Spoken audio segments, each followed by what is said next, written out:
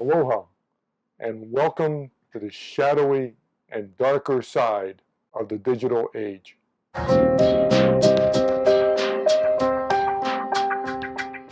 It's not only getting darker, it's getting more and more costly, not just to businesses, but to us and our families. Have you been scammed? Have you become a victim of identity theft? Has your computer been hijacked and held for ransom? Have you fallen for a lottery scam?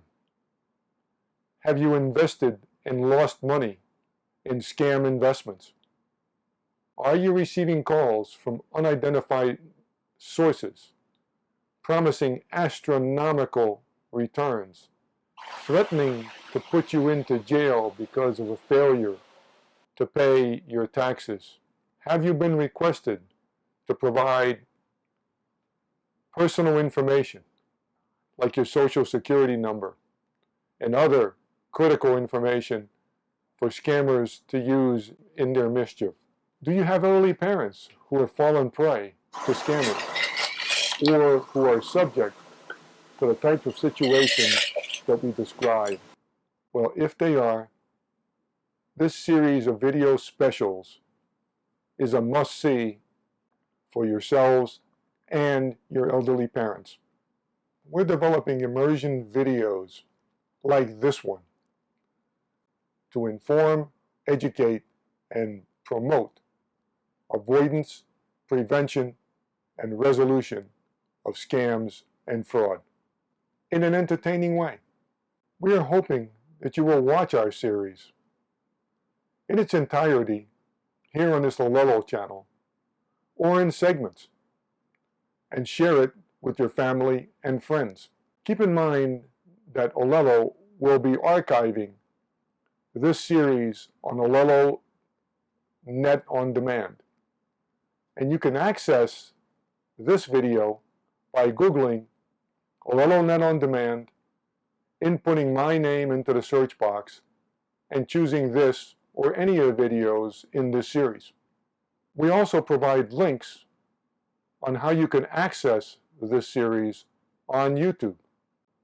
Just remember that the best answer to defeating the scammers is to avoid, prevent, and resolve scams.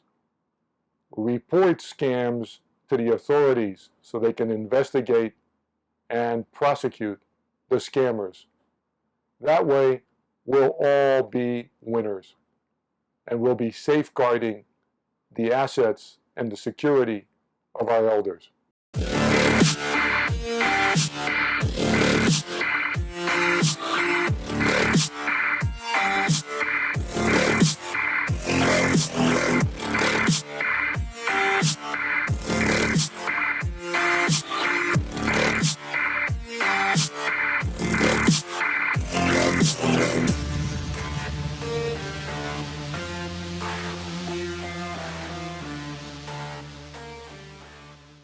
We're calling our series The Fraudster because it doesn't matter the manner in which a scam, fraud, or elder abuse occurs.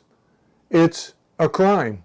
Whether it's a criminal or someone hired by a criminal or a friend or a relative, they are all fraudsters. They need to be discovered, investigated, and prosecuted. The series consists of two parts. The first part is a storyline. Our storyline revolves around an elder, his daughter, and the elder's caretaker. The story also includes an undercover law enforcement officer.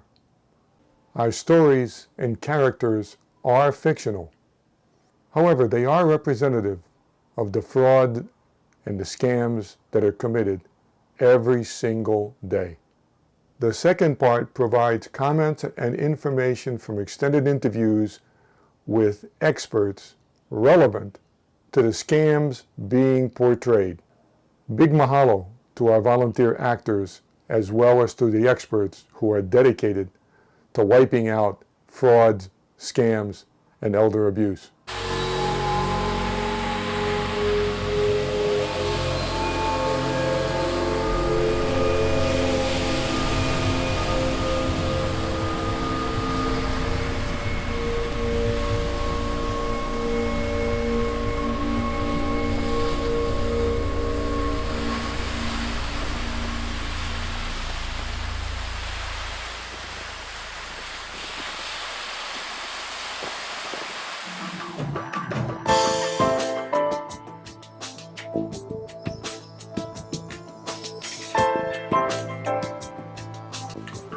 My name is Norris, Harold Norris. I'm an undercover law enforcement officer.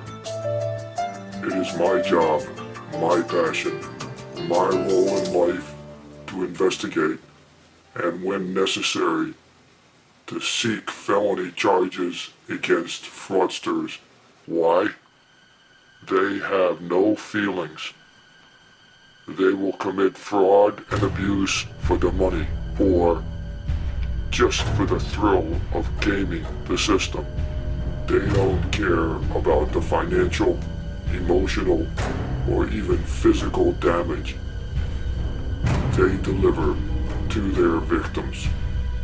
So, I'm here to provide you with a first-hand account of a series of scams and frauds centered around a group of 3 people, each a victim and perpetrator in their own manner. The elder is Harold. Harold is best described as follows.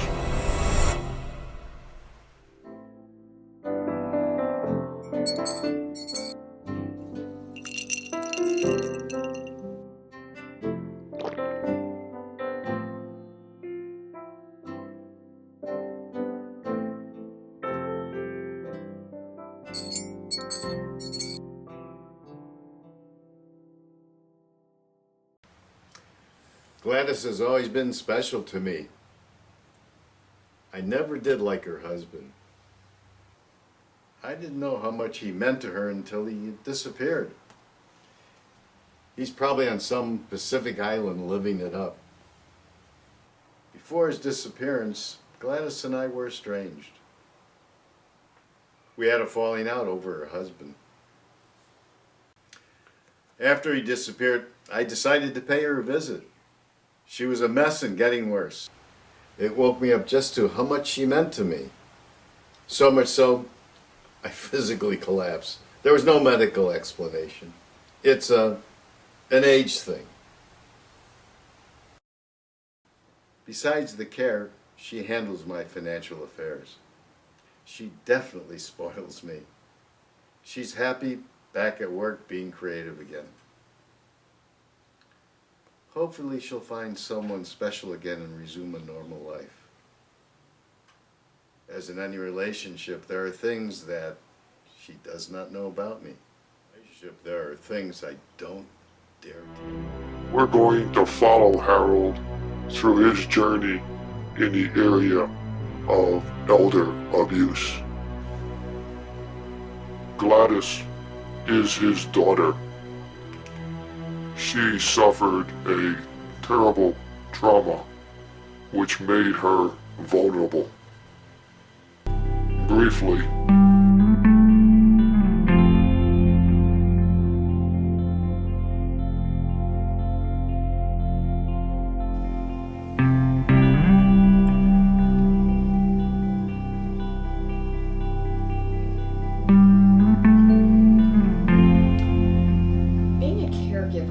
tremendous responsibility, but for me, very rewarding. You see, my husband disappeared on an ocean voyage into thin air. No trace whatsoever. Well, I was devastated. I suffered from a deep depression. I even considered suicide. I lost my job. Basically, I became a train wreck.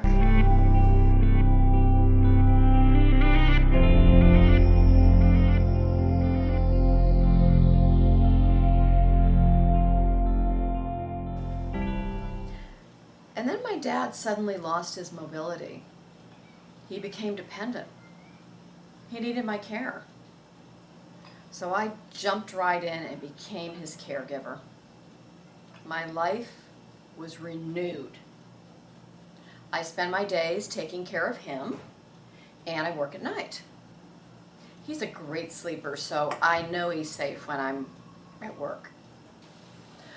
I work from 9 p.m. to 3 a.m. On the days when I have to go out in support of my job, I hire a caregiver.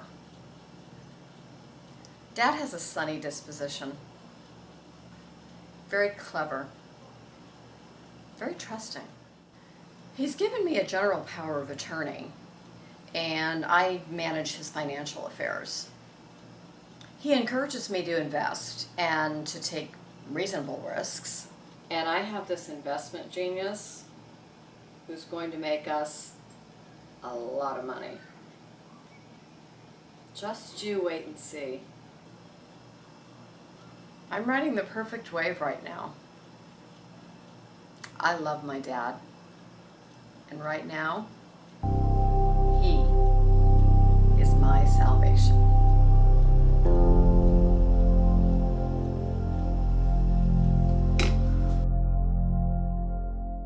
And then there is Norma, Harold's caregiver. Norma is providing care not as a member of any organization, but as a freelancer.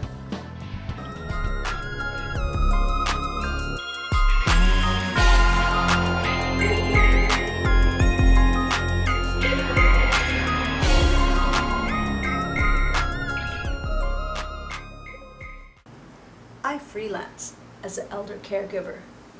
I took care of my elderly parents from the time they needed assistance in conducting their everyday lives until they needed 24/7 care. Both have passed now. Although I have no formal training, I consider myself capable of caring for Harold. Although he demands a lot of my attention, I sometimes wonder how much is real, and how much is fame, and how much is just an act. Well, what the heck? As long as he and Gladys need me and pay me, I'll do it. Who am I to pass judgment? Harold is quite generous. At times, he leaves me on top of what Gladys pays me. These are very helpful. I don't know where he gets the cash, and I don't want to know. Harold's always asking me for advice on how to make money and to keep him happy. I tell him what I know.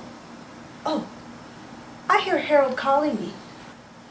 Harold, dear, what is it you need? I'm coming. He's such a dear. Wait until I tell him I won the overseas lottery.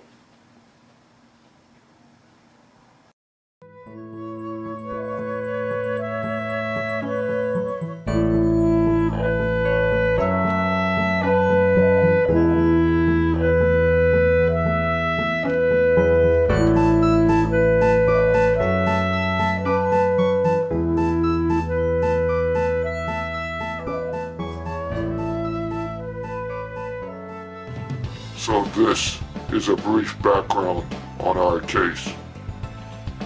Let me just say that I've been working on fraud for many, many years.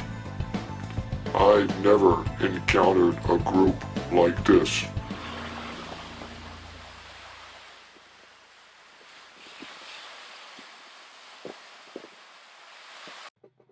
Being an undercover officer requires developing, honing, and maintaining skills to successfully work in the shadows of a lurid environment. I hone mine in natural settings. I frequently change my wardrobe. I alter my voice, all with the purpose of remaining anonymous. Blowing my cover could result in not only loss of my job, but physical harm. So that's why you'll see and hear my narrations in random and endless variations.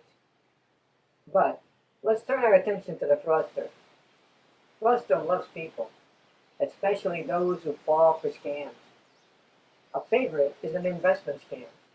Investment scams give fraudster a special thrill. Fraudster makes it personal, searching for, meeting, cultivating, and scamming victims in all types of venues. It could be a social setting, a church, synagogue, mosque, temple, or other place of worship, an athletic association, a country club, playing golf, a youth organization, baseball, soccer, football. It could be in a workplace. Wherever there's an environment that just by its existence creates an aura of trust. One favorite, posing as a highly successful, maybe even genius, financial advisor. Yes, Foster loves to play the role. Let's see what he's up to with Gladys.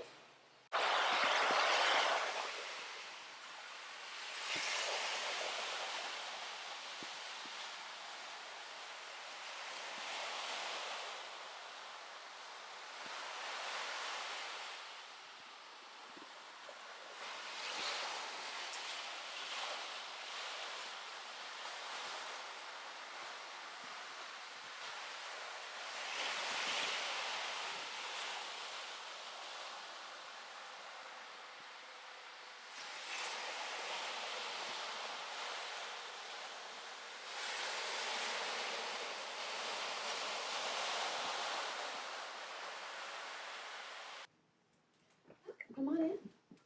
Have a seat, Thank please.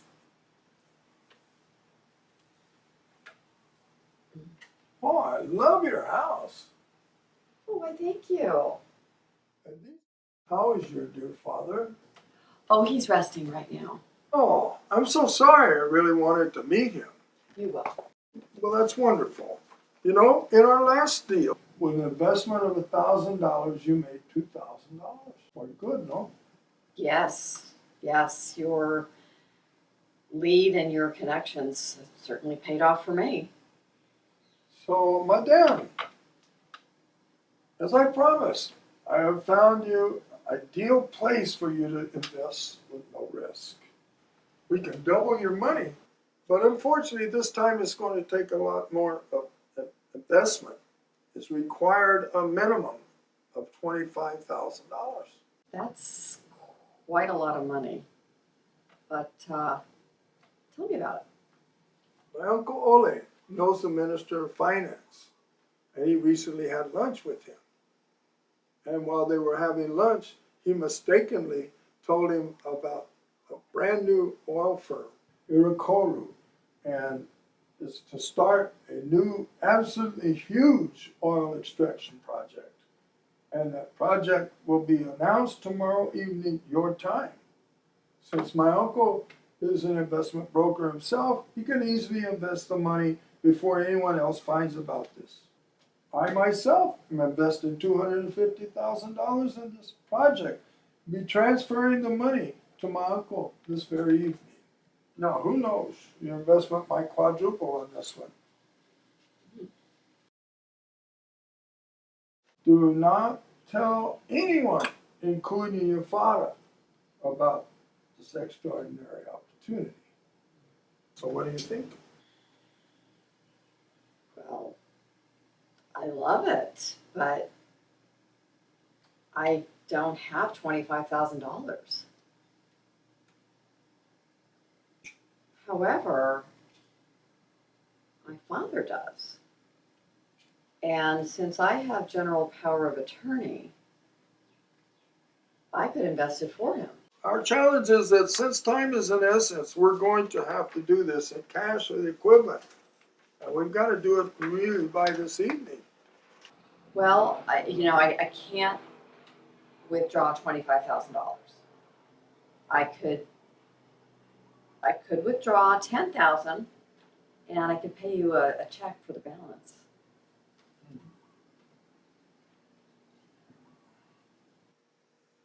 I usually do not defer payments or take a check.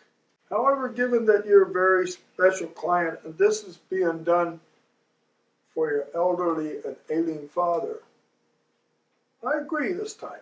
I agree.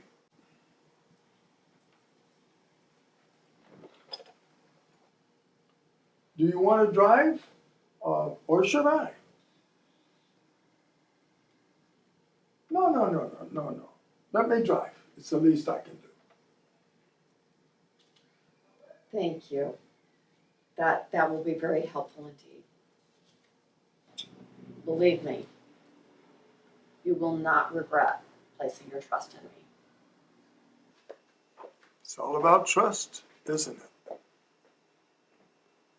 Wow, talk about being bold, courageous, a risk taker, a genius. Frost did it all in this scam. I know what you're thinking. There's just no way that Foster can hire a major setting, actually come openly to a location, make a pitch, and lay a foundation for scamming people. It has, does, and will continue to happen. We live on an island, and one would think, no, not here. It's just impossible. Perish the thought.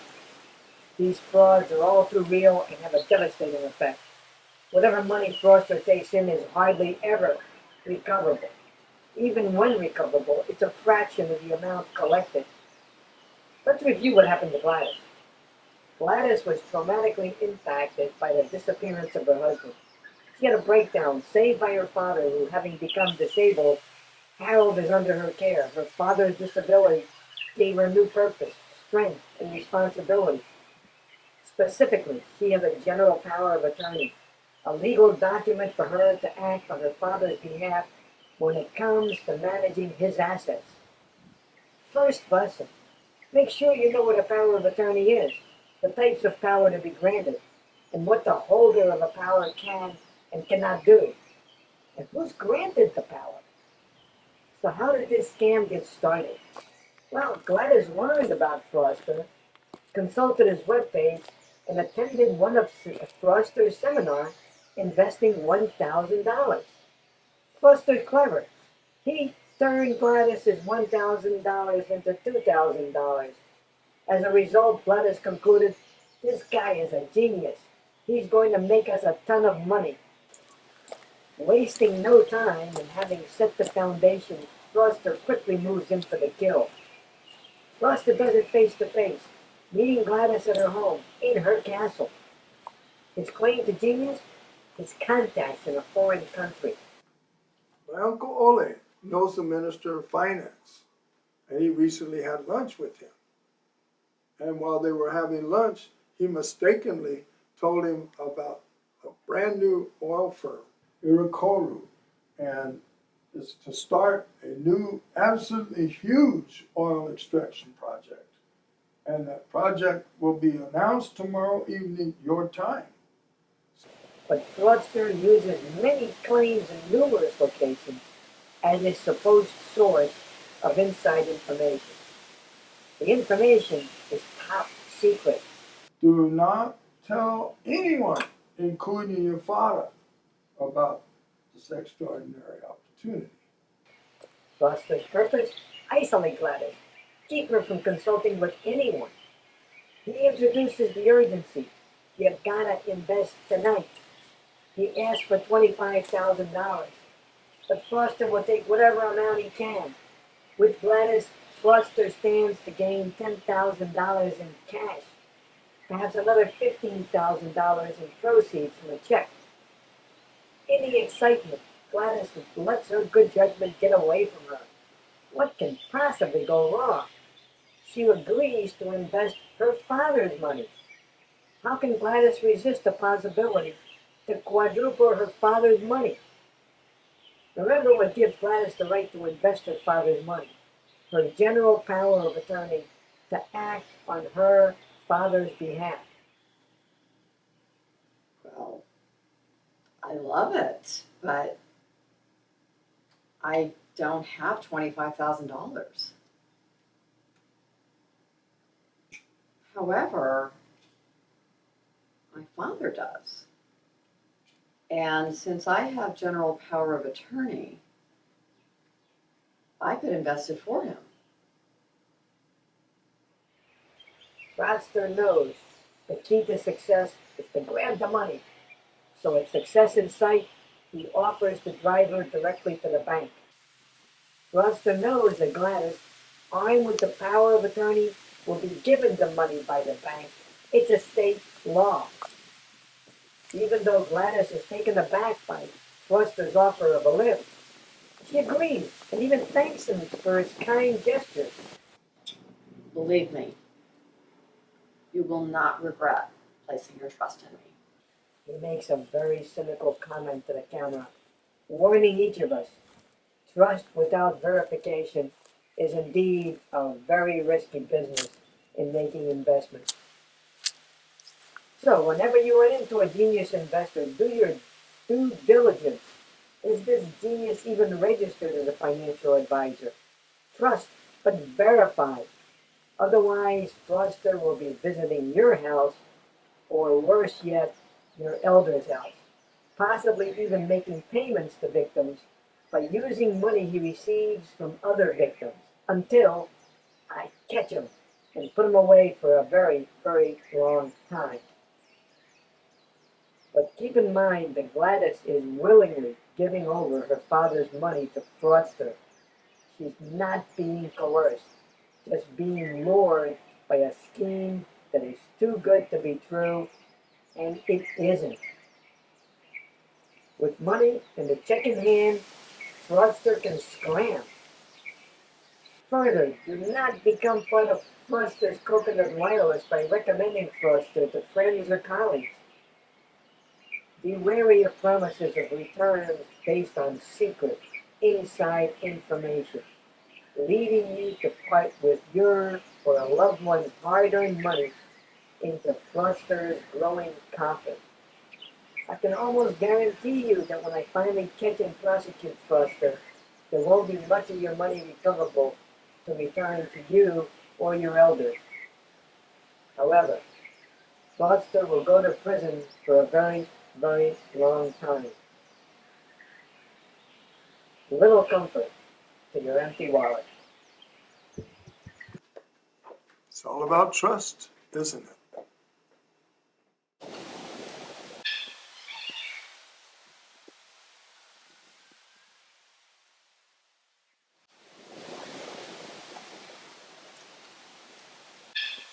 The key to any investment fraud case is the idea of the big lie. The big lie is that I'm going to ask you for money, and I'm going to tell you that money is going to be invested in a certain type of security, whether that's a stock or a bond or a commodity or foreign currency trading or investing in my business. But in fact, what I'm going to do is something entirely different with your money. I'm going to use your money to enhance my lifestyle, or sometimes in a Ponzi scheme, I'll use your money to give money back to previous investors to create the illusion of legitimate investment returns. So the investment returns being offered by these scammers, whether there's platform trading or any kind of investment fraud, are so astronomically high, and they're also coupled with the promise of low risk. And I would maintain that there's no such thing out there in the real world as high investment returns coupled with the promise of low risk. But it seems very enticing to a lot of people, particularly people who have the kind of gambling attitude in their lives, to put their money in something like that, particularly when legitimate investments like a CD at the bank might be paying 1-2% if you're lucky.